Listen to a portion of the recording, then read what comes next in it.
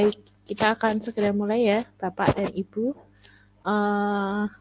Selamat pagi, salam sejahtera bagi kita semua. Salam dan bahagia. Terima kasih untuk kehadirannya Bapak Ibu di ruang dunia maya ini. Dan kita akan segera mulai untuk kegiatan diseminasi budaya positif dalam rangka aksi nyata pendidikan guru penggerak Angkatan 9. Nah, untuk mengawali kegiatan pada pagi hari ini, siang hari ini ya, pagi menjelang siang, kita akan mengawali dengan doa. Saya ajak Bapak Ibu semua untuk mengawali kegiatan ini dengan doa. Berdoa, dipersilakan.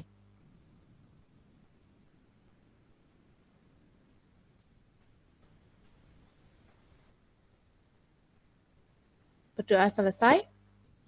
Nah, selanjutnya sebelum saya mendiseminasikan budaya positif kepada Bapak Ibu sekalian, dari Bapak Kepala Sekolah yang diwakili oleh Ibu Afida sebagai koordinator kurikulum akan menyampaikan sepatah dua patah yang mungkin nanti akan memotivasi saya dan juga Bapak Ibu sekalian dalam menerapkan atau mengimplementasikan budaya positif. Kepada Ibu Ani Afida, dipersilahkan.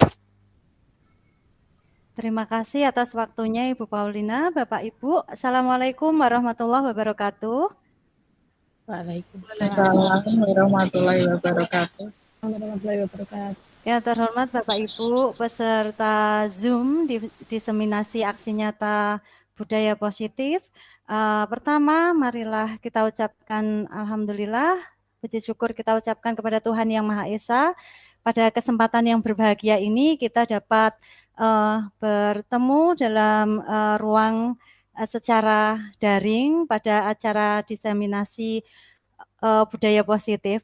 Saya mewakili Bapak Kepala SMP Negeri 3 Salatiga menyambut baik program guru penggerak ini, menyampaikan apresiasi yang setinggi-tingginya kepada Ibu Paulina yang telah melaksanakan aksi nyata modul 1.4 terkait dengan budaya positif ini.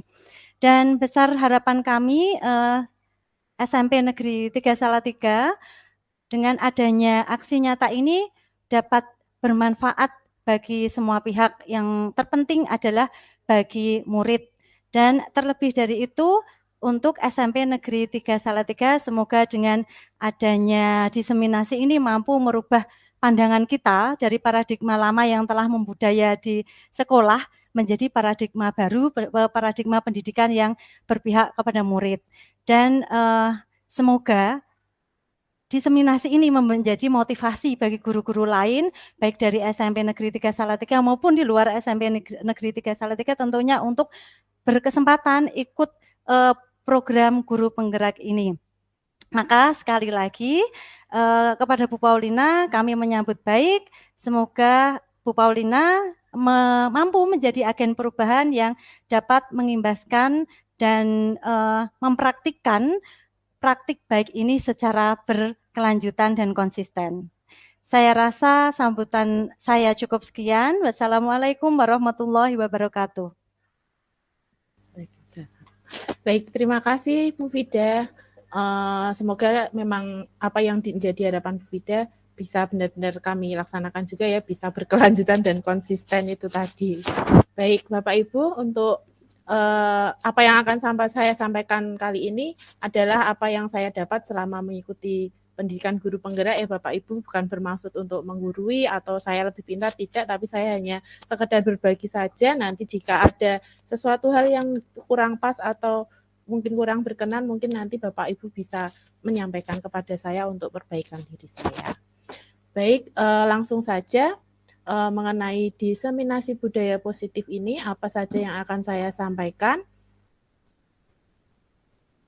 Yang akan saya sampaikan adalah mengenai konsep inti budaya positif, yaitu ada perubahan paradigma belajar, disiplin positif, nilai-nilai kebajikan, kebutuhan dasar manusia, motivasi perilaku manusia, posisi kontrol guru, keyakinan kelas, dan segitiga restitusi. Nah, agak banyak ya Bapak Ibu, semoga nanti Bapak Ibu tidak bosan dan bisa mendapat manfaat baik tentang konsep inti budaya positif ini.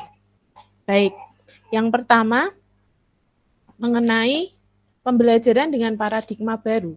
Pembelajaran dengan paradigma baru merupakan pembelajaran yang dirancang berdasarkan prinsip pembelajaran berdiferensiasi sehingga para peserta didik dapat belajar sesuai dengan kebutuhannya untuk mewujudkan profil pelajar Pancasila. Nah, untuk profil pelajar Pancasila, apakah Bapak Ibu ada yang ingat, ada yang sangat ingat, sudah ngelitok mungkin ya tentang profil pelajar Pancasila? Ada yang bisa menjawab? Monggo.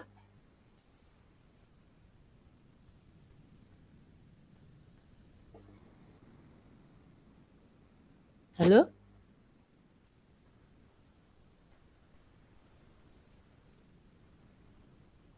Monggo Bapak Ibu, profil pelajar Pancasila. Bu Eli, ada apa saja profil pelajar Pancasila ya Bu Eli? Oke, baik, terima kasih Bu Pauline. Saya agak-agak hafal tapi juga agak-agak lupa, nanti kalau ada yang kurang minta tolong ditambahin ya Bu. Ya, Yang pertama siap, Bu. itu keimanan dan ketakwaan terhadap Tuhan Yang Maha Esa. Kemudian yang kedua bergotong royong. Ketiga mandiri. Keempat berkebinekaan global. Yang kelima kreatif. Dan yang ketujuh yang keenam bernalar kritis. Terima kasih. Mantap. Ya, Bu Eli sudah sangat hafal ini Bapak Ibu. Ya betul sekali, ada, pasti Bapak Ibu semua juga sudah tahu ya, karena sudah menjadi makanan kita sehari-hari ini ya, profil pelajar Pancasila. Kemudian ada beriman bertakwa kepada Tuhan Yang Maha Esa dan berakhlak mulia, berkebinekaan global, bergotong royong, kreatif, bernalar kritis, dan mandiri.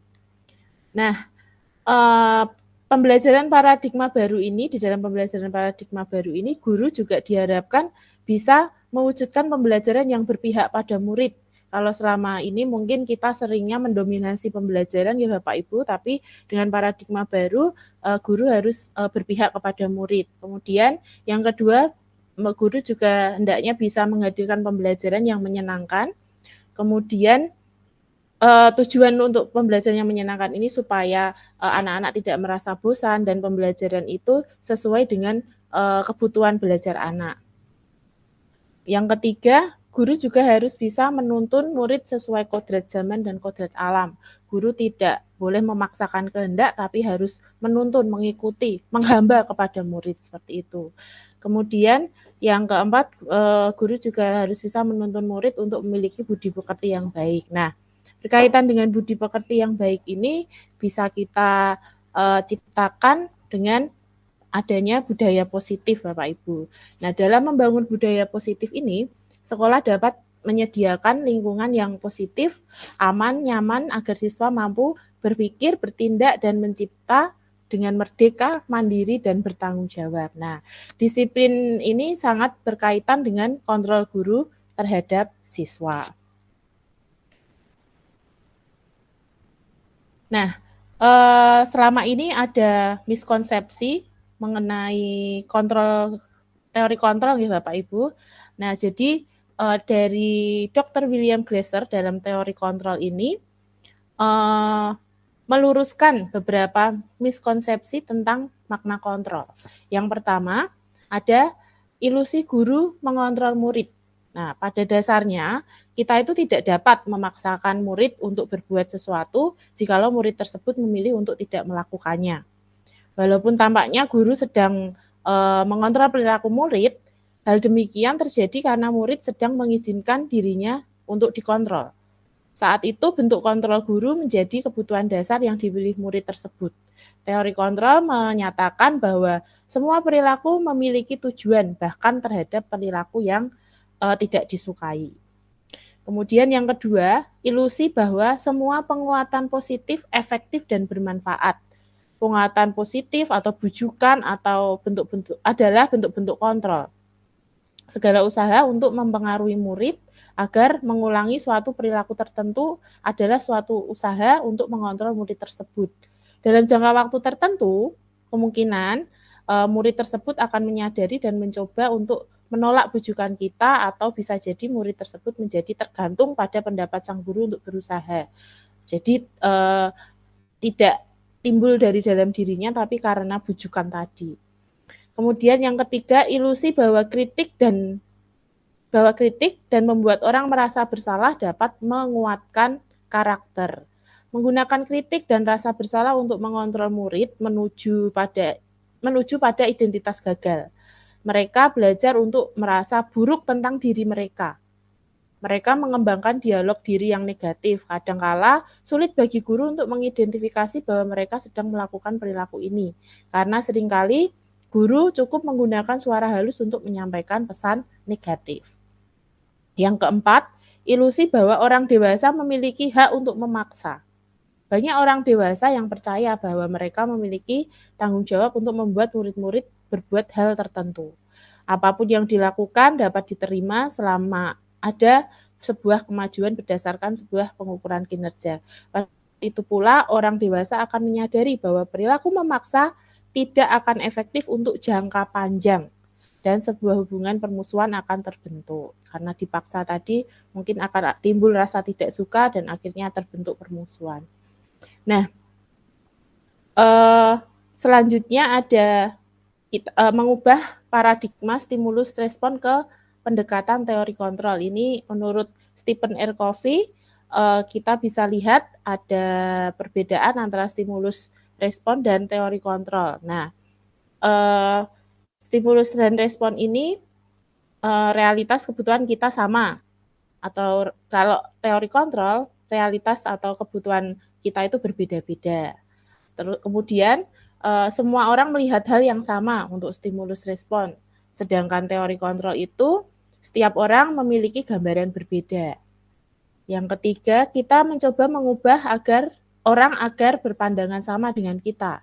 Tapi kalau teori kontrol itu kita berusaha memahami pandangan orang lain tentang dunia. Kemudian yang keempat, perilaku buruk dilihat sebagai suatu kesalahan kalau di dalam stimulus dan respon. Tapi kalau teori kontrol, semua perilaku itu memiliki tujuan. Stimulus dan respon itu menganggap orang lain bisa mengontrol saya. Nah, sedangkan teori kontrol hanya saya sendiri yang bisa mengontrol diri saya.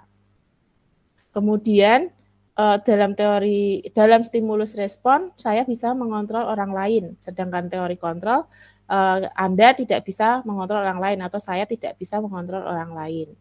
Kemudian di dalam stimulus respon pemaksaan ada pada saat bujukan gagal. Ketika bujukannya tidak dilakukan, pasti akan terjadi pemaksaan. Sementara dalam teori kontrol ada kolaborasi dan konsensus menciptakan pilihan-pilihan baru. Kemudian stimulus dan respon itu memiliki model berpikir menang kalah, sementara teori kontrol memiliki pemikiran model berpikir menang dan menang. Ini tadi mengenai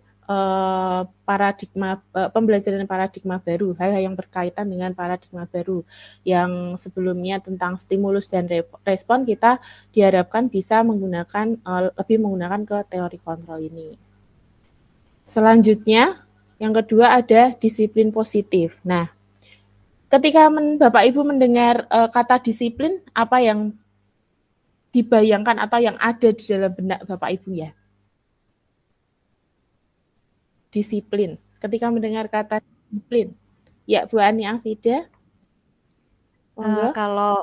Kalau mendengar kata disiplin, tentu saja ada kaitannya sepertinya dengan peraturan-peraturan. Nanti kalau melanggar peraturan, tentunya ada konsekuensi atau hukuman yang akan diterapkan. Betul sekali Bu. Biasanya disiplin juga berkaitan dengan tata tertib gitu ya Bu. Kalau kita tidak tertib, berarti kita tidak disiplin, seperti itu ya. Ya, betul. Nah, sementara itu KHD mengatakan di mana ada kemerdekaan, disitulah harus ada disiplin yang kuat. Sungguh pun disiplin itu bersifat self-disiplin, yaitu kita sendiri yang mewajibkan kita dengan sekeras-kerasnya. Tetapi itu sama saja, sebab jikalau kita tidak cakap melakukan self-disiplin, wajiblah penguasaan lain mendisiplinkan diri kita. Dan peraturan demikian itulah harus ada di dalam suasana yang merdeka. Jadi kalau kita mau merdeka, kita harus disiplin dengan bukan karena orang lain, tapi timbul dari dalam diri kita sendiri. Nah, dalam budaya kita ini biasanya makna kata disiplin dimaknai dengan sesuatu yang dilakukan seseorang pada orang lain untuk mendapatkan kepatuhan. Kita cenderung menghubungkan kata disiplin ini dengan ketidaknyamanan atau karena dipaksa seperti itu, nggih. Nah, disiplin sendiri berasal dari kata disiplina yang artinya adalah belajar. Disiplin mengacu pada disiplin diri yang memiliki tanggung jawab terhadap apa yang dilakukannya berdasarkan nilai-nilai yang diyakini. Nah, apa saja nilai-nilainya itu nanti kita akan bahas di slide selanjutnya. Nah, disiplin positif merupakan salah satu penerapan disiplin yang bertujuan untuk menumbuhkan kesadaran serta memberdayakan peserta didik tanpa imbalan, penghargaan, ancaman, atau hukuman. Jadi tanpa imbalan, tanpa penghargaan, tanpa hukuman, anak-anak atau kita ya, kita juga bisa ikut melaksanakan disiplin positif ini, kita bisa langsung disiplin, tidak perlu ditakut-takuti atau tidak perlu dimarahi, itu kita harus bisa disiplin. Nah, inilah yang disebut disiplin positif. Nah, nilai-nilai yang diyakini tadi ya, yang disebutkan di ini, apa saja itu berhubungan dengan nilai-nilai kebajikan. Nah, apa itu nilai kebajikan? Nilai kebajikan adalah nilai yang disepakati bersama, terlepas dari suku, bangsa, agama, bahasa, maupun latar belakangnya. Seumpama kita punya suatu komunitas, kita menyepakati nilai-nilai yang baik, nilai-nilai yang akan kita jadikan pedoman. Nah, itu disebut nilai-nilai kebajikan. Nah, apa saja nilai kebajikan itu? Nah, ini adalah contoh-contoh nilai kebajikan dari sebuah institusi atau organisasi, Bapak Ibu. Yang pertama, nilai kebajikan menurut profil pelajar Pancasila itu ada tadi yang sudah disebutkan Bu Eli di depan ya. Nah, sementara itu dari IBO, Primary Years Program, itu ada toleransi, rasa hormat, integritas, mandiri, menghargai, antusias, empati, keingintahuan, kreativitas, kerjasama, percaya diri, dan komitmen. Kemudian ada lagi ini contohnya dari 9 pilar karakter dari Indonesian Heritage Foundation. Itu ada cinta Tuhan dan segenap ciptaannya. Nah, ini malah kalimatnya seperti dasar Dharma Pramuka ya Bapak Ibu. Kemudian ada kemandirian dan tanggung jawab, kejujuran atau amanah, diplomatis, hormat dan santun, dermawan, suka menolong dan gotong royong, percaya diri, kreatif dan bekerja keras, kepemimpinan dan keadilan, baik dan rendah hati, toleransi, kedamaian, dan kesatuan. Jadi nilai kebajikan itu nilai-nilai yang baik, nilai-nilai yang patut kita junjung untuk nilai-nilai yang akan membentuk karakter menjadi lebih baik. Nah, selanjutnya ini mengenai kebutuhan dasar manusia. Kebutuhan dasar manusia itu adalah segala sesuatu yang kita lakukan untuk mendapatkan apa yang kita inginkan. Kita rela melakukan apa saja untuk mendapatkan apa yang kita inginkan. Nah, seluruh tindakan yang kita lakukan memiliki tujuan tertentu. Dan semua usaha terbaik yang kita lakukan adalah dalam rangka agar kebutuhan dasar kita terpenuhi dengan baik. Nah, biasanya terjadinya pelanggaran atau terjadinya hal yang tidak diinginkan itu karena ketika kita ingin memenuhi kebutuhan dasar, kita gunakan cara-cara yang kurang pas atau kurang sesuai, maka timbul hal-hal yang tidak baik. Nah, apa saja 5 kebutuhan dasar manusia?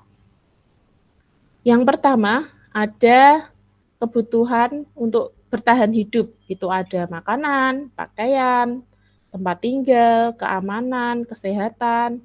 Tuh. Yang kedua, ada kasih sayang dan rasa diterima. Rasa diterima, dipedulikan, berbagi, kerjasama, menjadi bagian dari kelompok, atau merasa dianggap. Nah, itu bisa masuk dalam kebutuhan dasar manusia di bagian kasih sayang dan rasa diterima. Kemudian yang ketiga itu ada penguasaan. Penguasaan ini bisa berupa harga diri, keinginan untuk dianggap, memimpin, berprestasi, diakui, didengar. Kemudian kebebasan, itu ada mandiri, memiliki pilihan, mencoba hal baru, mampu mengendalikan arah dirinya. Dan yang terakhir kesenangan, ini bisa bermain, humor, antusiasme, tertawa, itu. Nah, Bapak Ibu, ini ada contoh kasus untuk mengecek kan ya, untuk mengetahui sejauh mana pemahaman Bapak Ibu mengenai kebutuhan dasar manusia. Ini ada contoh kasus Ibu Ambar, guru wali kelas 2A di SD Pelita Hati. Dia sedang bingung menghadapi ulah salah satu murid di kelasnya yang bernama Doni. Beberapa anak di kelas 2A telah datang padanya dan mengeluhkan Doni seringkali meminta bekal makan siang mereka dengan paksaan. Nah, ada kuis yang mungkin Bapak Ibu bisa jawab sambil mengarang juga nggak apa-apa Bapak Ibu. Ini saya kopikan linknya di kolom chat ya Bapak Ibu. Sebentar.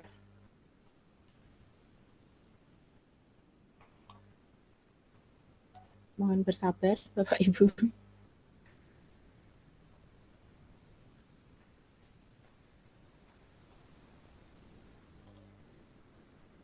Ya, lemot malah.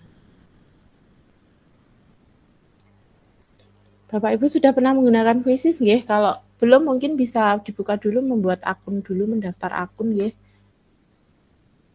Sambil menunggu ini malah loadingnya lama sekali.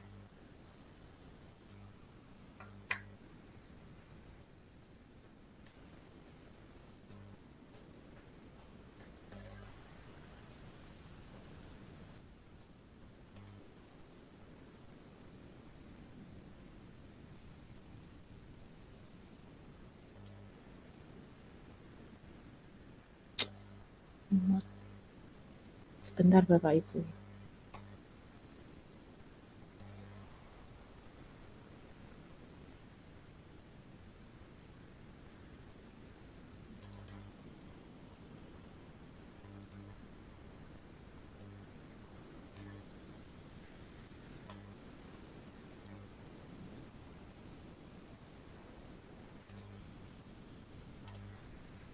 Itu linknya Bapak Ibu, silahkan coba diakses. Semoga bisa nggih.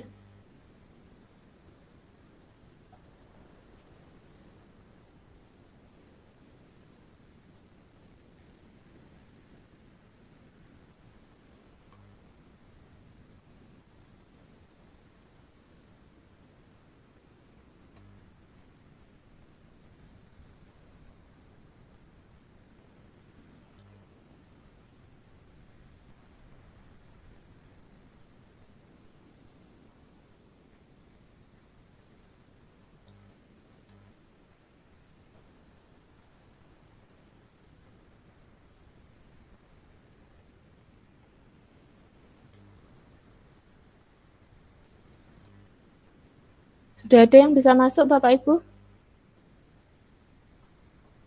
Sudah bisa. Bisa Bu Paulina. Ya, malah saya yang muser-muser ini sebentar nggih.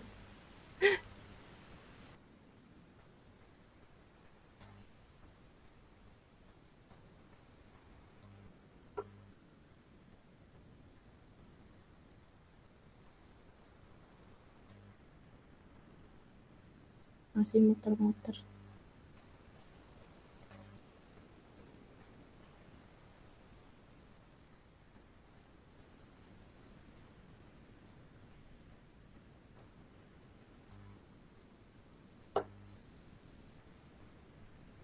Kok baru satu ya di sini yang bergabung? Bu Vida sudah bisa masuk ya? Sudah masuk saya. Ini ada join code. Yang sudah bisa masuk Bu Dwi Puji, Bu Fioni, Bu Eli, sama Bu Tia. Oke, ya. Di tempat saya baru Bu Tia itu. Nggih, anu Eh, nih udah lagi. 5. Ya, Bapak Ibu.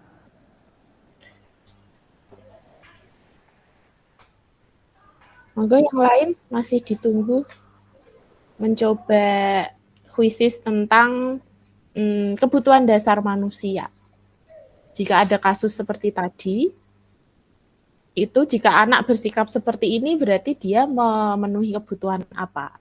Seperti itu. Tapi kok ini malah lama. Oh ya. Atau kita mulai saja ya Bapak Ibu. Nanti yang lain bisa menyusul.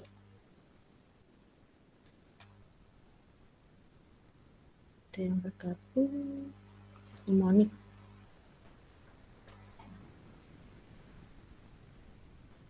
Yalah kok yang.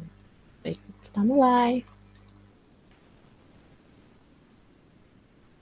Tadi kasusnya adalah si Doni itu sering meminta bekal makan teman-temannya dan itu mengganggu temannya dan membuat teman-temannya itu wadul sama gurunya. Wadul. Apa itu wadul?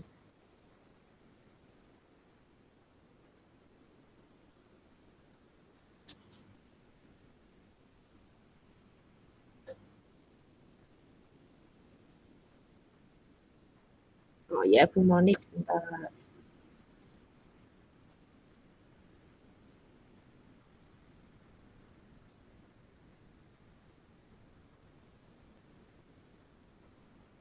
Hanya 5 pertanyaan kok Bapak Ibu ini.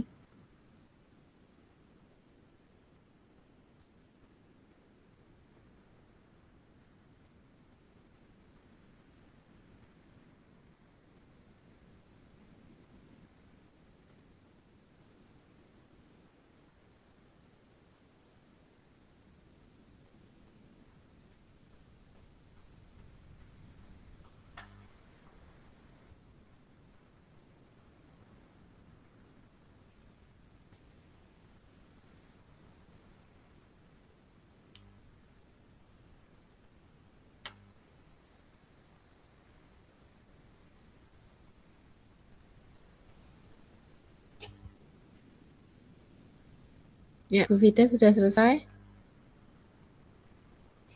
Sudah Bu, dan saya Puji. salah satu. Enggak apa-apa Bu. Atau mungkin saya yang salah kunci ya Bu? Bukan. Saya tadi membacanya itu nggak sampai selesai terus saking semangatnya langsung saya klik apa ketemunya.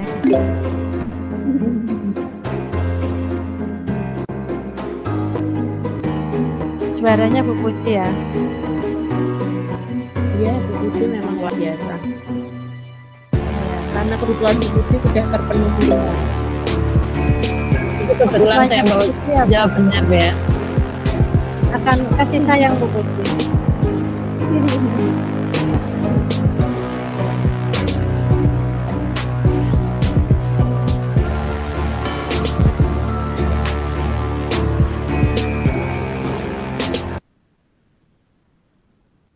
Ya.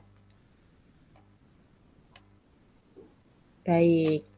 Sepertinya Bapak Ibu kesulitan untuk bergabung, jadi hanya ini yang mengerjakan, tidak apa-apa. Kasusnya Doni tadi sebenarnya ya bisa dibilang sederhana ya Bapak Ibu, hanya karena dia mengambil bekal makanan, tapi dari sikap yang dilakukan itu kita bisa lihat kebutuhan apa yang berusaha dia penuhi, seperti itu.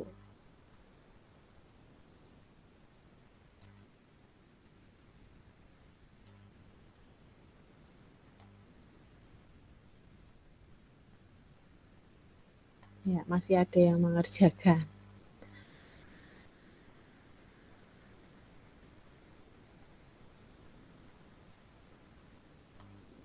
Oke, kita tunggu dulu sebentar Bapak Ibu. Bu Monika kok juga salah satu, ini mungkin saya salah kunci ya? Kok salahnya sama, salah satu? Enggak, benar. Itu benar tapi mungkin bacanya kurang teliti ya Bu Monika ya. Karena enggak selesai tadi bacanya saya. Iya.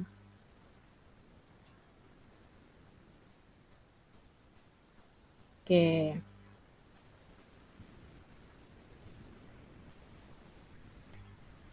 Bentar.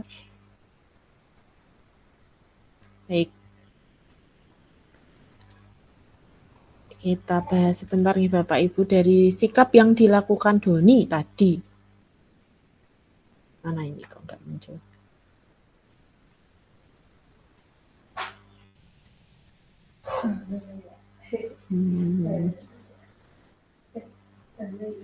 Bentar. Kok nggak muncul tuh?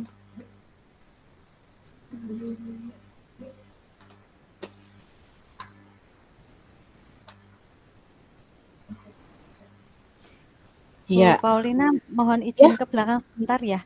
Ya, boleh Bu Vida, silahkan. Ya, Bapak Ibu, tadi dalam kasus Doni ya, bila Doni menjawab ketika dia mengambil bekal temannya dan ditanya gurunya, kenapa kok kamu mengambil bekal temanmu? Dan Doni menjawab bahwa ia melakukannya karena iseng aja. Iseng aja, Bu.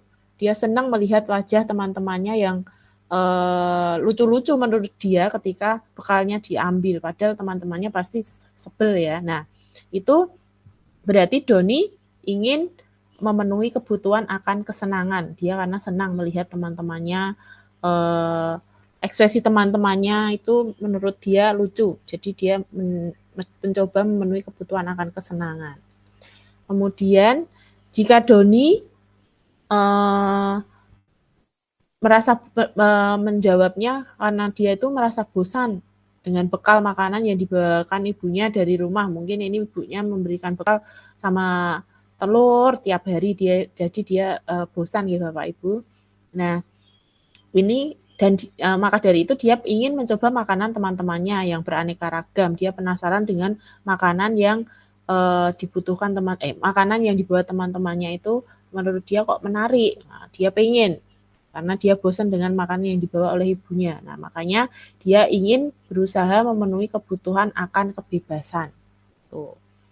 Kemudian apabila jawaban Doni adalah dia merasa hebat karena temannya jadi takut dengan dia dan menuruti keinginannya. Ketika makanannya diambil, teman-temannya jadi takut dan nurut sama dia. Nah, sebetulnya Doni sedang berusaha memenuhi kebutuhan akan penguasaan. Dia ingin merasa berkuasa, seperti itu. Kemudian apabila Doni menjawab bahwa alasannya mengambil bekal temannya tadi karena dia merasa senang karena temannya jadi memperhatikan dia. Nah, ketika temannya melaporkan tindakannya itu pada gurunya dan gurunya memberitahu pada orang tua sehingga orang tuanya menjadi memperhatikan dia, maka kebutuhan dasar yang sedang dipenuhi Doni adalah kasih sayang dan rasa diterima. Makanya dia caper, cari perhatian, seperti itu. Yang terakhir, apabila jawaban Doni ketika ditanya oleh Bu Ambar adalah karena ia lapar dan orang tuanya tidak membawakan bekal makan siang, maka kebutuhan dasar yang sedang dipenuhi Doni adalah kebutuhan untuk bertahan hidup. Nah, ini yang paling kasihan nih Bapak Ibu, tidak dibawahi bekal oleh orang tuanya, dia lapar, terus mengambil bekal punya temannya. Nah, itu dia sedang memenuhi kebutuhan bertahan hidup. Nah, ini tadi adalah tentang 5 kebutuhan dasar manusia. Itu Bapak Ibu. Nah, selanjutnya saya share screen lagi.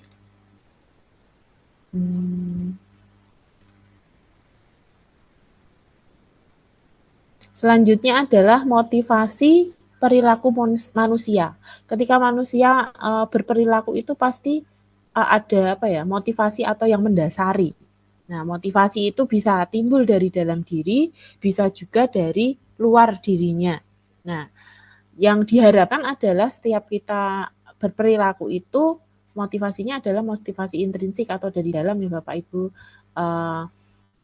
Ketika kita harus disiplin itu bukan karena takut, karena dimarahi, tapi itu memang ada dari dalam diri kita atau termotivasi dari dalam diri. Nah, ini adalah motivasi perilaku manusia. Untuk motivasi ekstrinsik atau motivasi dari luar itu adalah untuk menghindari hukuman atau menghindari ketidaknyamanan supaya tidak dihukum aku harus disiplin. Nah, itu bukan motivasi dari dalam tapi dari luar, atau bisa juga untuk mendapatkan imbalan atau penghargaan orang lain. Misalnya nanti yang dapat nilai 100 akan dibelikan buku di Starbucks misalnya. Nah, itu kan motivasinya adalah dari luar bukan dari dalam. Jadi kalau enggak dikasih Starbucks dia enggak mau mengerjakan, dapat nilai 100 dia enggak mau, seperti itu. Nah, sedangkan motivasi intrinsik itu adalah contohnya ini, untuk menjadi orang yang mereka inginkan dan menghargai diri sendiri dengan nilai-nilai dan yang mereka percaya. Jadi mereka berbuat atau berperilaku itu untuk bentuk penghargaan terhadap dirinya, bukan karena orang lain. Untuk membuat dirinya menjadi lebih baik, itu dia mau melakukan perilaku seperti itu. Jadi misalnya seorang anak mau berusaha keras mengerjakan soal dan dapat nilai 100 tanpa diiming-iming, tanpa menghindari hukuman, tapi dia memang berusaha untuk menjadikan dirinya itu berharga, atau dia berusaha untuk menghargai dirinya dengan tidak nyontek atau dengan tidak berbuat curang, tapi dia berusaha mengerjakan dengan baik itu karena motivasi dari dalam dirinya sendiri, bukan dari luar. Ini adalah motivasi perilaku manusia. Nah, berkaitan dengan motivasi perilaku manusia tadi, karena tadi ya ada yang menghindari hukuman, ada yang menginginkan penghargaan atau imbalan. Nah, ini ada kaitannya dengan hukuman, konsekuensi, dan restitusi. Nah, ini apa sih bedanya antara hukuman, konsekuensi, dan restitusi? Ternyata berbeda, Bapak Ibu. Hukuman itu biasanya ada karena tidak terencana atau tiba-tiba dihukum. Kamu terlambat, silakan lari lapangan 10 kali misalnya. Nah, sedangkan konsekuensi ini terencana dan disepakati sesuai peraturan, sudah ada peraturan dulu. Misalnya kalau tidak mengerjakan tugas nanti silakan menyapu kelas misalnya. Tapi itu yang disepakati ya Bapak Ibu, jadi dibuat bersama. Nah, sedangkan restitusi ini proses menciptakan kondisi bagi murid untuk memperbaiki kesalahan. Jadi murid mengakui kesalahannya sendiri, kemudian nanti dia berusaha memperbaiki dirinya sendiri tanpa harus disuruh, tanpa harus dipaksa, tapi kesadarannya sendiri. Kemudian dalam hukuman itu murid tidak tahu apa yang terjadi atau tidak dilibatkan.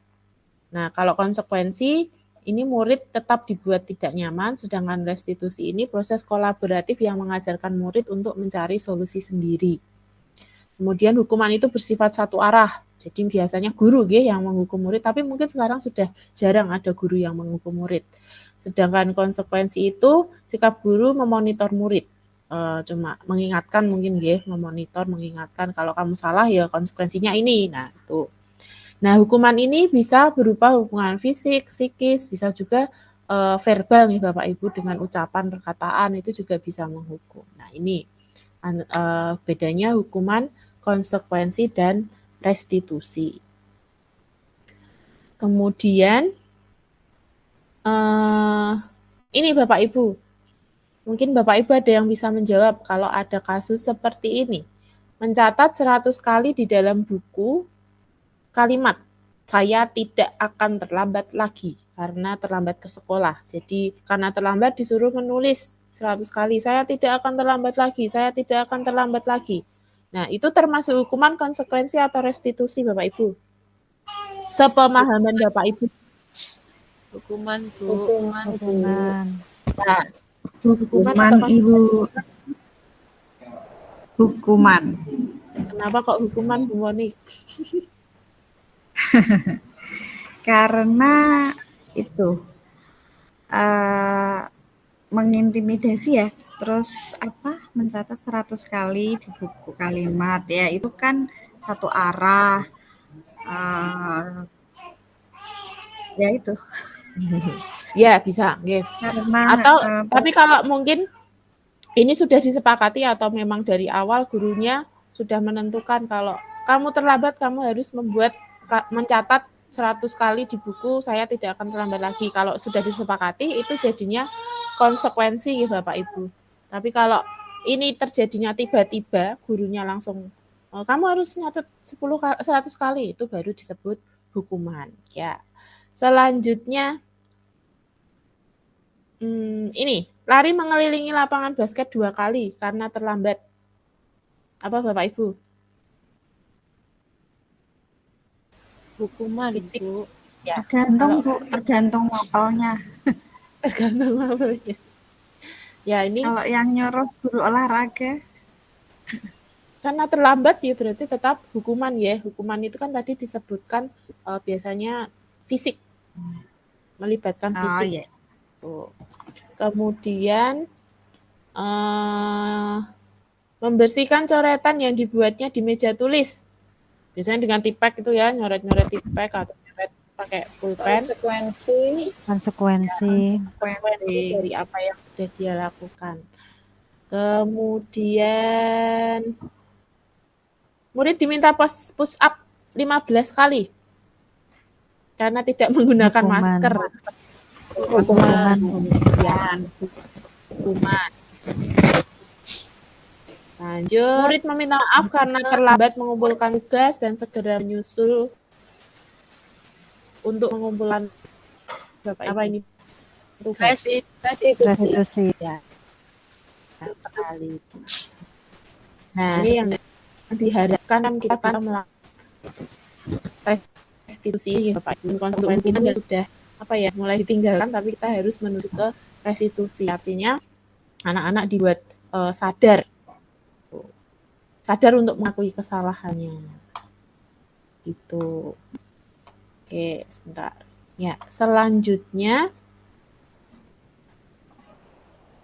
Nah, ini selanjutnya adalah 5 posisi kontrol yang tadi di depan sudah disinggung ya Bapak Ibu. Teori kontrol selama itu salah. Nah, ada 5 posisi kontrol guru. Yang pertama adalah guru itu sebagai penghukum. Nah, seorang penghukum bisa menggunakan hukuman fisik maupun verbal. Orang-orang yang menjalankan posisi penghukum senantiasa mengatakan bahwa sekolah memerlukan sistem atau alat yang dapat lebih menekan murid-murid lebih dalam lagi. Nah, apakah masih ada guru yang seperti ini? Ya, biarlah waktu yang menjawab ya. Yang kedua, posisi guru adalah pembuat rasa bersalah. Pada posisi ini biasanya guru akan berusaha bersuara lebih lembut.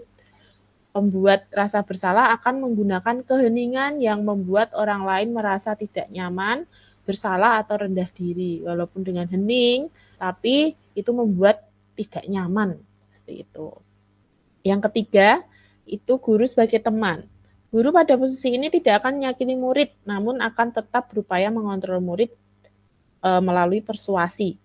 Posisi teman pada guru bisa negatif ataupun positif. Positif di sini berupa hubungan baik yang terjalin antara guru dan murid.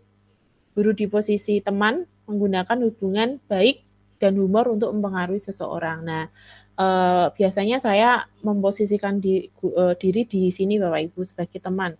Kalau sebagai manajer itu belum bisa saya terapkan dengan baik, tapi biasanya saya berusaha menjadi teman untuk anak-anak. Seperti itu. Yang keempat, guru itu sebagai pemantau. Memantau berarti mengawasi, nggih. Jadi pada saat kita mengawasi, kita bertanggung jawab atas perilaku orang-orang yang kita awasi. Di sini dalam hal ini adalah anak-anak atau murid-murid kita. Nah, posisi pemantau berdasarkan pada peraturan dan konsekuensi yang ada. Dengan menggunakan sanksi atau konsekuensi, kita dapat memisahkan hubungan pribadi kita dengan murid sebagai seseorang yang menjalankan posisi pemantau. Dan yang kelima, yang terakhir adalah manajer.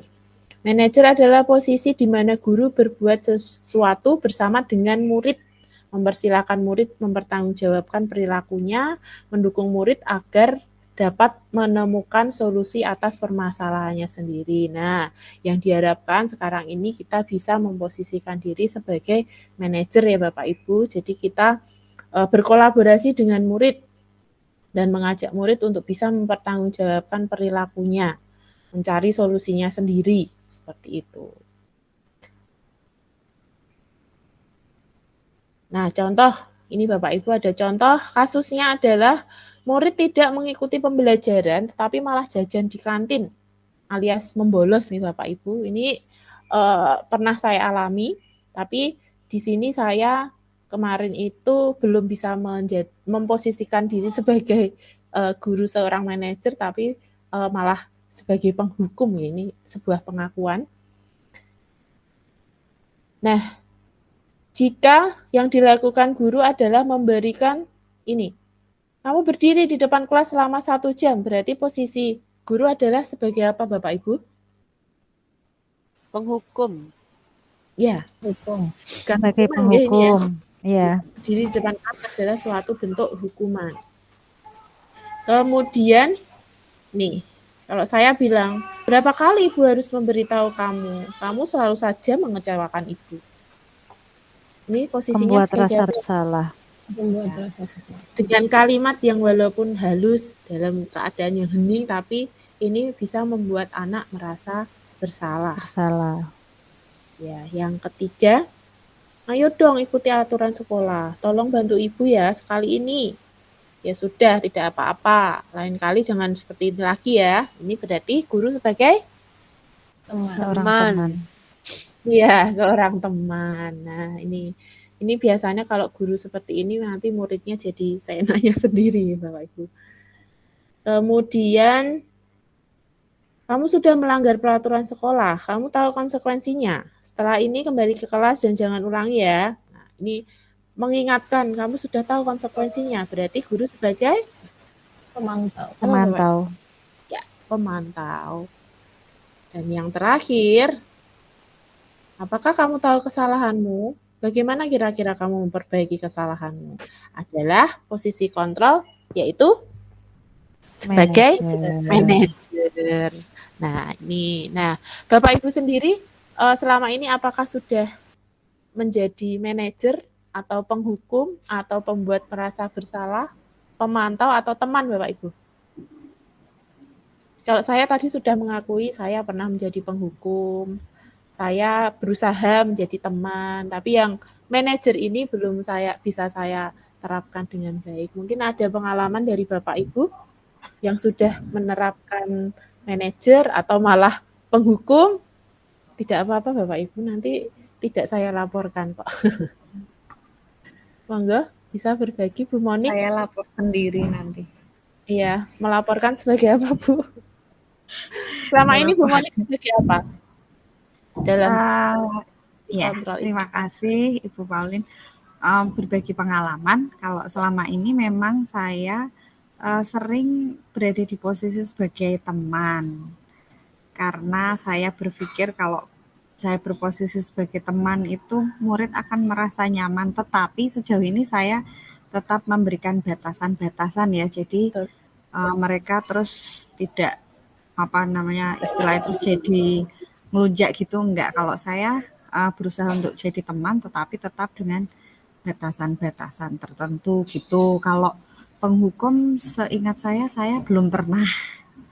Membuat rasa bersalah mungkin pernah, pemantau mungkin pernah, manajer kayaknya belum pernah. Akan saya coba. Ya. Semangat. Terima kasih. Mari kita coba. Ini memang hal yang baru ya Bapak Ibu. Jadi kita sama-sama belajar. Saya berusaha membagikan juga pengalaman saya. Saya juga belum pernah menjadi manajer ini. Tapi ya tadi sama seperti Bu Monik, selama ini berusaha menjadi teman saja supaya lebih dekat dengan anak-anak. Tapi juga harus ada batasan itu tadi supaya anak juga enggak kurang ajar nih seperti itu. Selanjutnya ada kuisis lagi Bapak Ibu. Linknya saya share di kolom chat sebentar.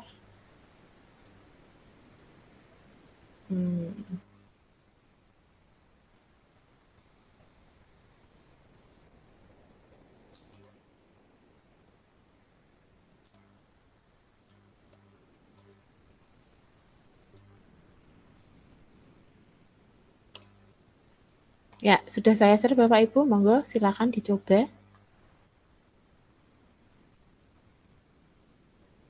Ini tapi tidak ada hadiahnya ya Bapak Ibu, karena kalau ada hadiahnya nanti itu motivasi ekstrinsik.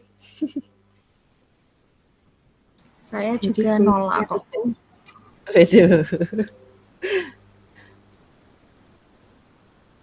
Oke. Sudah bisa? Sudah bisa masuk, Ibu. Sudah bisa, Bu Puji? Ya. Seperti biasa, tempat saya masih musyer-musyer. Mohon bersabar ya Bapak Ibu.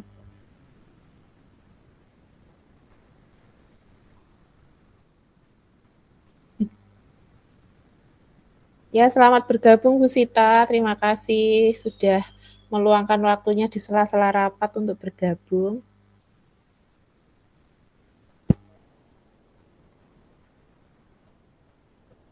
Ya, sudah ada yang bergabung. Terima kasih. Langsung kita mulai Bapak Ibu ya. Yang proses silakan menyusul, tidak apa-apa.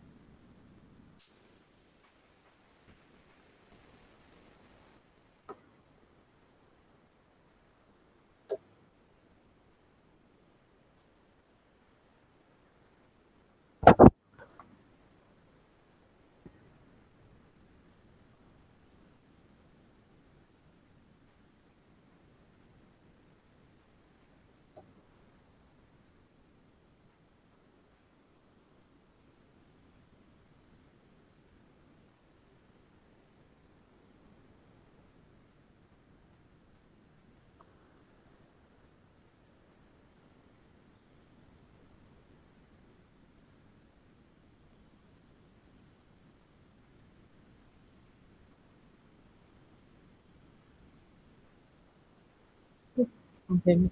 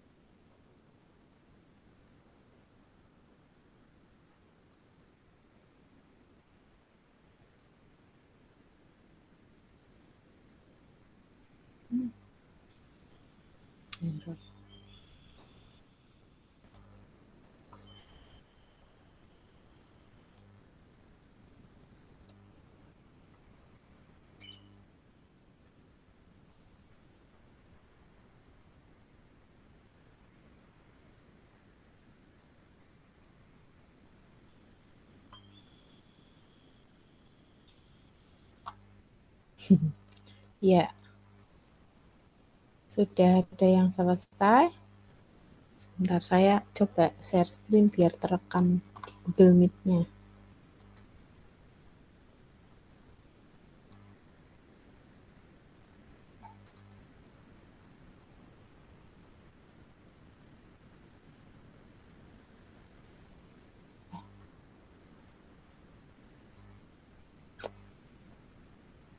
Nih, Bu Vida peringkat tertinggi nih.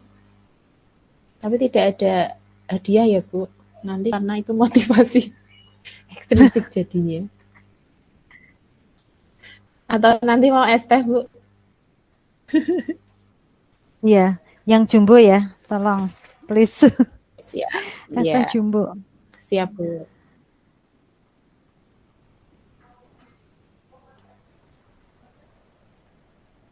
Oke, kita lihat soalnya. Saya lupa soalnya apa. Lemot. Waduh, Pak Selamat, Bu Vida, Bu Monika, dan Pak Edo.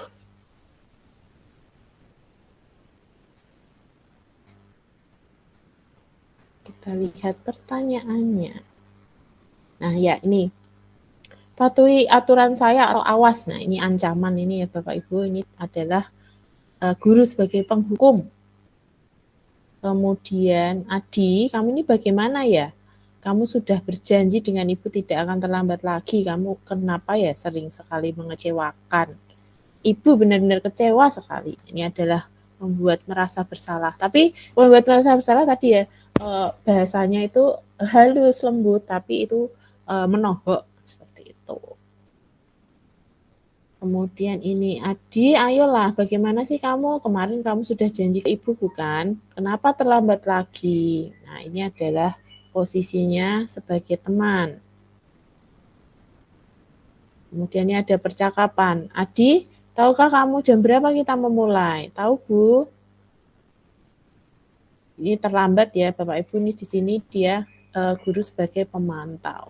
Dan yang terakhir, nih, Adi, apakah kamu mengetahui jam berapa sekolah dimulai? Tahu, Pak, jam 7. Ya, jadi kamu terlambat. Kira-kira bagaimana kamu akan memperbaiki masalah ini? Saya bisa menanyakan teman saya, Bu, kok Pak tadi Bu ya? Untuk mengejar tugas yang tertinggal. Baik, itu bisa dilakukan. Apakah besok akan ada masalah untuk kamu agar bisa hadir tepat waktu ke sekolah? Tidak, Pak. Tidak, Bu. Saya bisa hadir tepat waktu. Nah, ini adalah sebagai manajer. Nah, manajer ini adalah, pasti kalau kita bisa menjadi manajer, kita akan disukai anak-anak Bapak Ibu. Mungkin anak-anak merasa senang ketika gurunya bersikap sebagai manajer ini. Tapi ya semoga anaknya tidak malah kurang ajar nih Bapak Ibu. Oke, kita lanjutkan. Masih sedikit Bapak Ibu, mohon bersabar ya. Tinggal beberapa slide. Selanjutnya adalah kita akan belajar tentang keyakinan kelas Bapak Ibu. Menurut Bapak Ibu, apakah keyakinan kelas itu sama dengan peraturan kelas? Sama atau berbeda? Berbeda. Menurut Bapak. Beda. Apa nih Bapak Ibu bedanya? Monggo. Mas, itu dibuat oleh guru saja, tetapi kalau keyakinan kelas itu dibuat dengan kesepakatan antara guru dan murid. Seperti itu, Ibu. Ya. Kalau peraturan itu biasanya guru yang menentukan ya Bapak Ibu, tapi muridnya hanya manut aja gitu. Tapi kalau keyakinan kelas dibuat dengan kesepakatan antara guru dan murid. Seperti itu ya Bu Ci? Ya, Bu. Ya. Nah, ini mari kita lihat apakah 5 hal ini berbeda atau sama ya Bapak Ibu. Menurut Bapak Ibu ketika ada kalimat dilarang menggunakan HP saat pembelajaran, itu keyakinan atau peraturan?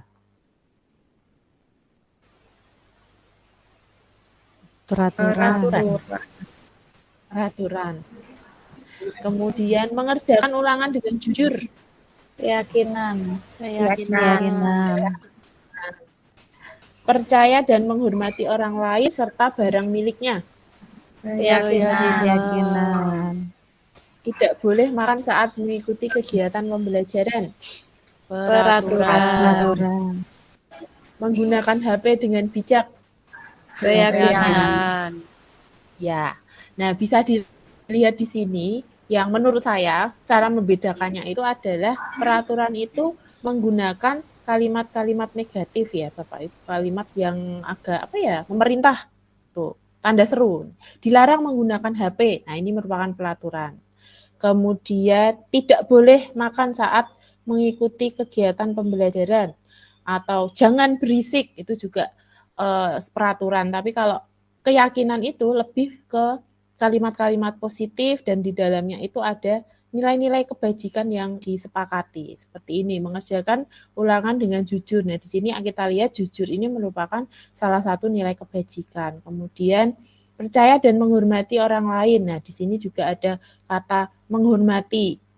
Kemudian menggunakan HP dengan bijak. Nah, bijak di sini juga merupakan nilai kebajikan. Jadi keyakinan itu berbeda dengan peraturan, tapi keyakinan itu dibuat berdasarkan peraturan-peraturan yang ada atau yang disepakati. Nah, ini. Nah, ketika ada pertanyaan, mengapa kita memiliki peraturan tentang penggunaan helm pada saat mengendarai kendaraan roda 2 atau motor? Kira-kira untuk apa Bapak Ibu kita kok harus ada peraturan mengendarai motor itu harus pakai helm? Untuk apa ini Bapak Ibu? Keselamatan. Iya, untuk menjaga keselamatan nih Bapak Ibu. Kemudian yang kedua, mengapa kita memiliki peraturan tentang penggunaan masker dan mencuci tangan setiap saat? Kira-kira ini untuk menjaga apa Bapak Ibu? Kesehatan. Ya, untuk menjaga kesehatan. Nah, nilai-nilai tadi yang sudah disebutkan ya, ada nilai keselamatan dan kesehatan itu adalah yang disebut sebagai suatu keyakinan. Nah, yaitu nilai-nilai yang nilai kebajikan universal yang disepakati secara tersirat dan tersurat lepas dari latar belakang suku, negara, bahasa atau maupun agama tadi yang sudah kita bahas di awal juga Bapak Ibu berkaitan dengan nilai kebajikan. Nah, seseorang akan lebih tergerak dan bersemangat untuk menjalankan keyakinannya daripada hanya sekadar mengikuti serangkaian peraturan tertulis tanpa makna. Makanya sekarang ini kita harus bisa mengajak anak untuk membuat keyakinan kelas. Nah, keyakinan bagaimana membentuk keyakinan kelas itu. Nah, di sini bisa kita lihat bahwa keyakinan kelas ini harus disepakati oleh semua warga sekolah atau warga kelas. Misal keyakinan kelas ya harus dibuat oleh semua warga kelas itu dari guru dan murid. Sedangkan keyakinan sekolah berarti harus disepakati oleh semua warga sekolah dari guru, karyawan, murid, mungkin Pak Bon itu juga harus dilibatkan. Kemudian keyakinan kelas ini juga harus dibuat dengan menggunakan kalimat positif. Tadi ya jangan menggunakan dilarang, tidak boleh, jangan. Nah, itu kan kalimat negatif tapi diubah menjadi kalimat yang positif. Kemudian yang ketiga, temukan nilai kebajikan atau keyakinan yang dituju dari peraturan yang disepakati. Dari peraturan yang sudah disepakati warga sekolah tadi, misalnya tentang jangan terlambat masuk kelas. Nah, itu kan sebuah peraturan ya Bapak Ibu. Nah, di situ kita bisa mencari nilai kebajikan atau keyakinan yang dituju. Kira-kira apa Bapak Ibu? Kalau jangan terlambat masuk sekolah, nilai kebajikannya apa? Disiplin. Ya, disiplin dan ya, disiplin Bapak Ibu. Nah, itu contohnya. Jadi, keyakinan kelas yang dibuat adalah guru dan murid disiplin dalam pembelajaran. Nah, seperti itu contohnya. Kemudian keyakinan kelas ini sebaiknya jangan terlalu banyak. Tujuannya supaya mudah diingat. Kalau banyak-banyak nanti susah diingat Bapak Ibu. Kemudian supaya meyakinkan ya, supaya semua warga juga warga sekolah atau warga kelas tahu keyakinan kelas ini perlu ditinjau ulang dan dibuat persetujuan dengan menandatangani sebagai bentuk kesepakatan ya, kesepakatan bersama itu anak-anak pasti supaya ingat kesepakatan yang dibuat, ajak anak-anak untuk menandatangani kesepakatan atau kelas yang sudah dibuat dan bisa supaya lebih menarik bisa ditempel di dinding yang mudah dilihat. Ini adalah keyakinan kelas atau keyakinan sekolah. Selanjutnya, ini contoh keyakinan kelas. Nanti mungkin bisa menjadi referensi kita ya Bapak Ibu ketika mau membuat keyakinan kelas atau mungkin sudah. Nah, ini bisa digunakan. Ini menggunakan bahasa atau kalimat yang positif. Nih, kami meyakini bahwa sangat penting untuk menghormati semua orang dan barang milik orang lain. Kami meyakini bahwa sangat penting untuk mengerjakan segala pekerjaan atau mengikuti kegiatan yang telah ditugaskan. Jadi keyakinan ini tidak hanya murid yang melaksanakan, tapi warga kelas itu termasuk guru. Nah, yang terakhir Bapak Ibu, poin yang terakhir adalah tentang restitusi. Ini langsung saja ya. restitusi adalah proses menciptakan kondisi bagi murid untuk memperbaiki kesalahan mereka sehingga mereka bisa kembali pada kelompok mereka dengan karakter yang lebih kuat. Ini menurut Goshen. Nah, restitusi ini bisa membantu murid menjadi lebih memiliki tujuan, disiplin positif, dan memulihkan dirinya setelah berbuat salah. Penekanannya bukanlah pada bagaimana berperilaku untuk menyenangkan orang lain atau menghindari ketidaknyamanan, namun tujuannya adalah menjadi orang yang menghargai nilai-nilai kebajikan yang mereka percayai dan menjadi orang yang lebih menghargai dirinya, bukan karena orang lain. Nah, ini adalah segitiga restitusi. Ada 3 langkah yang bisa kita lakukan, yaitu menstabilkan identitas, memvalidasi tindakan salah, dan menanyakan keyakinan. Nah, sebelum melakukan restitusi ini, sebaiknya Bapak Ibu sudah membuat keyakinan kelas terlebih dahulu, karena di sini ada poin menanyakan keyakinan. Kalau kita belum membuat keyakinan kelas, nanti kita bingung ketika harus melakukan langkah di bagian ini, menanyakan keyakinan ini. Nah, yang pertama, menstabilkan identitas itu, ini ya, berdasarkan prinsip membuat kesalahan adalah bagian dari proses pembelajaran. Nah, berbuat salah itu wajar. Tidak ada manusia yang sempurna. Ibu juga pernah melakukan itu. Ibu di sini tidak ingin menyalahkanmu, tapi ingin mencari solusi dari permasalahan ini. Nah, ini adalah contoh kalimat-kalimat yang bisa digunakan ketika kita di tahap menstabilkan identitas.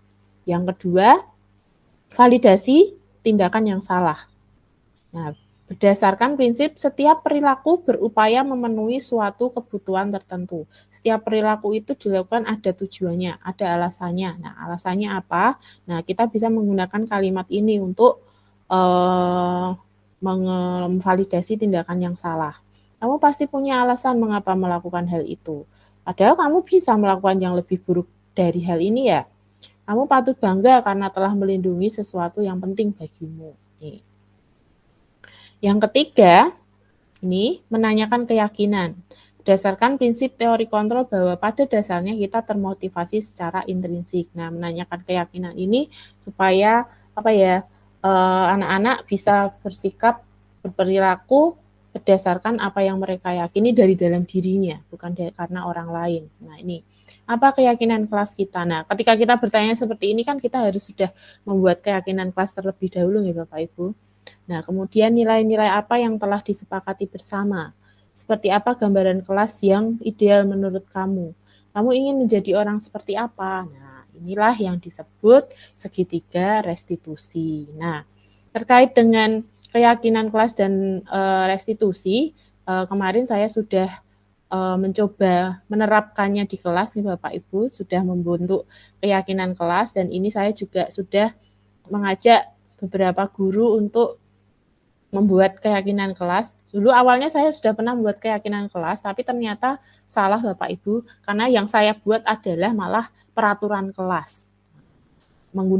Masih menggunakan kalimat-kalimat yang negatif, padahal keyakinan kelas itu harus menggunakan kalimat yang positif. Nah, kemarin saya juga mengajak teman-teman guru untuk membuat keyakinan kelas yang benar tuh yang seperti apa. Nah, Bapak Ibu guru sudah ada beberapa yang membentuk keyakinan kelas dengan menggunakan kalimat-kalimat yang positif, dan kemudian hasilnya ditempel di kelas supaya anak-anak ingat tentang keyakinan kelas yang dibuat itu.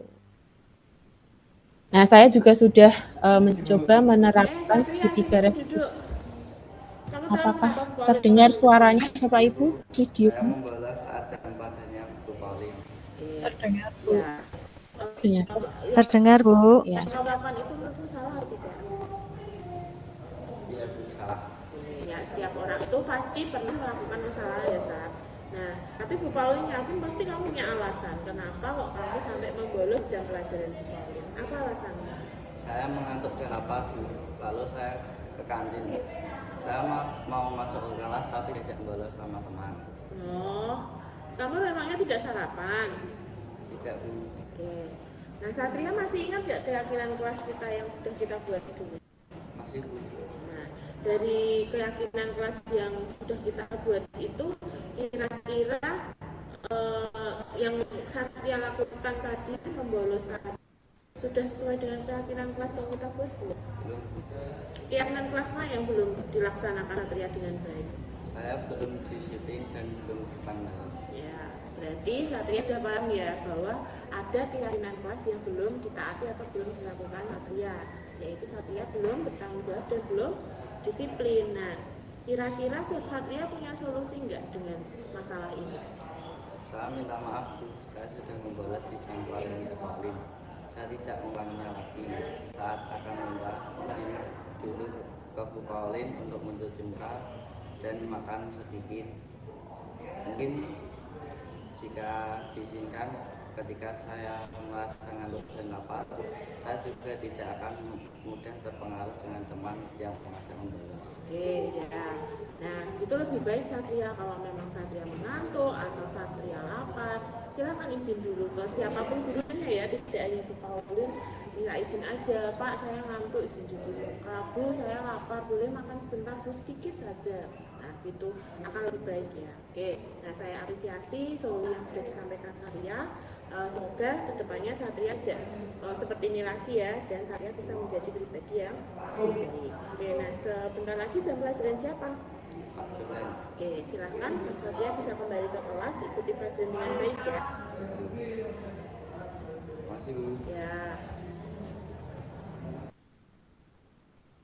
Ya, ini tadi adalah contoh restitusi yang bisa diterapkan ya Bapak Ibu, yang mungkin belum maksimal, tapi nanti kita sama-sama belajar untuk bisa menerapkan restitusi ini. Karena menurut saya dengan merestitusi anak-anak ini, menerapkan restitusi ini, guru juga dituntut untuk bisa mengendalikan emosinya, jadi guru bisa lebih sabar, tidak langsung marah-marah, tapi kita juga bisa belajar sabar, seperti itu Bapak Ibu. Nah, semua poin sudah kita belajar bersama Bapak Ibu. Sekarang kita tiba di bagian refleksi.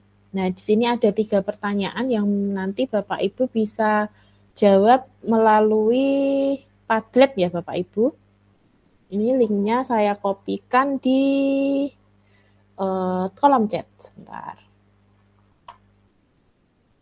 Bagaimana perasaan Bapak Ibu setelah mengikuti kegiatan ini? Tapi saya harap jawabannya jangan perasaannya biasa saja, jangan setuju ya Bapak Ibu. Ya nggak apa-apa deh, yang penting jujur aja deh Bapak Ibu. Kemudian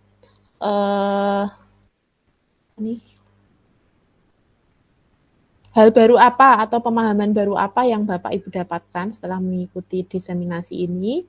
Dan yang ketiga, apa yang akan Bapak Ibu lakukan secara nyata di sekolah terkait dengan budaya positif ini? Monggo Bapak Ibu, saya minta bisa menjawab di link Padlet yang sudah saya share di kolom chat.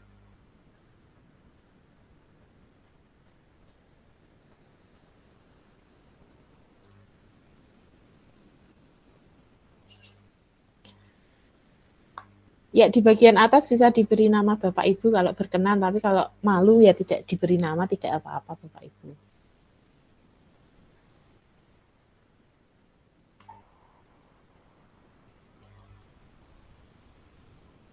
Bu Monika nih sudah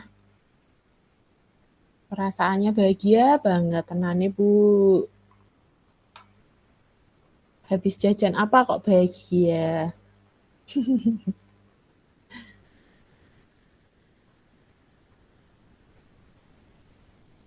Bu Eli, saya merasa senang karena mendapat ilmu yang sangat banyak. Wah, terima kasih Bu Eli. Ya, Bu Vida nih bersyukur dan bahagia. Pemahaman barunya tentang konsep budaya positif. Ya, Bu Eli, mendisiplinkan anak tidak harus dengan cara menghukum. Betul sekali, Bu. Kita harus lebih sabar dalam menghadapi anak-anak.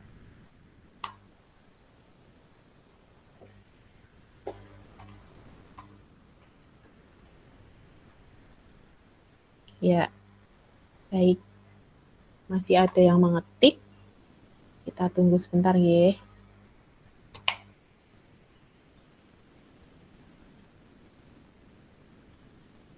Ya, Bu Monika akan mencoba menerapkan konsep posisi kontrol guru sebagai manajer dan menggunakan tahapan segitiga restitusi. Luar biasa.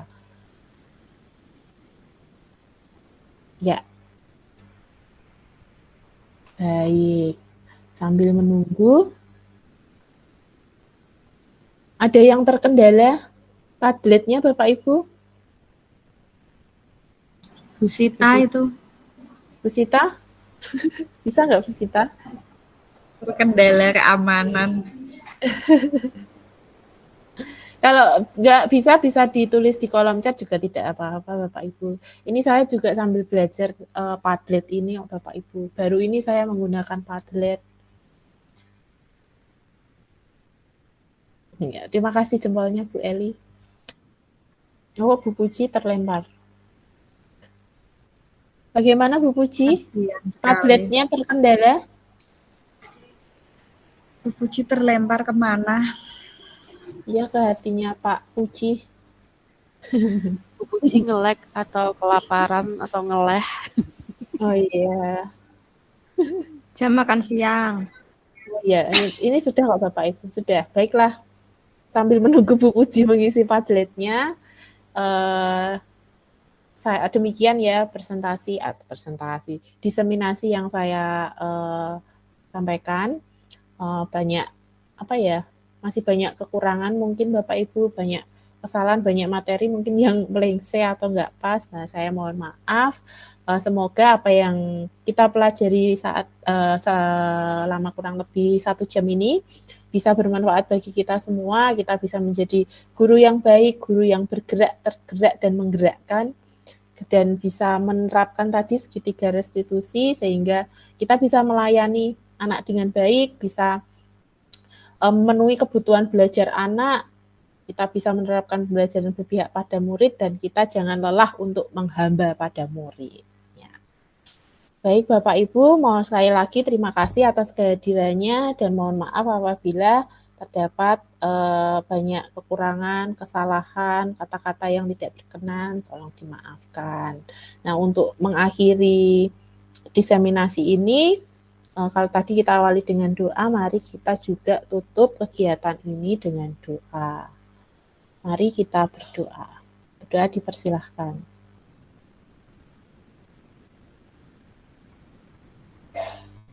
Berdoa cukup. Terima kasih dan selamat melanjutkan kegiatan kembali Bapak Ibu. Oh iya, belum foto Bapak Ibu. Bisa minta tolong di open kameranya. Kita foto dulu. Sudah ada beberapa yang keluar dari ini, mungkin harus mengajar, tidak apa-apa. Baik. Bu Sita kemana ini Bu Sita? Foto dulu Bu Sita. Bu Sita kan kalau foto semangat ya. Oke, hitungan ketiga. 1, 2, 3.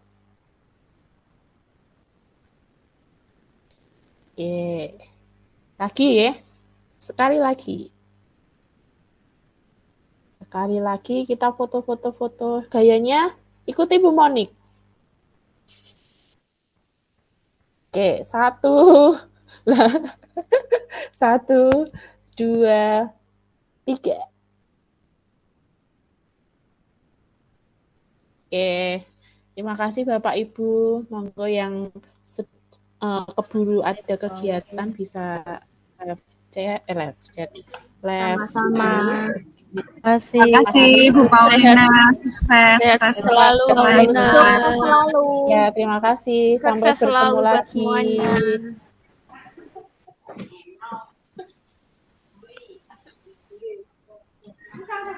Iya.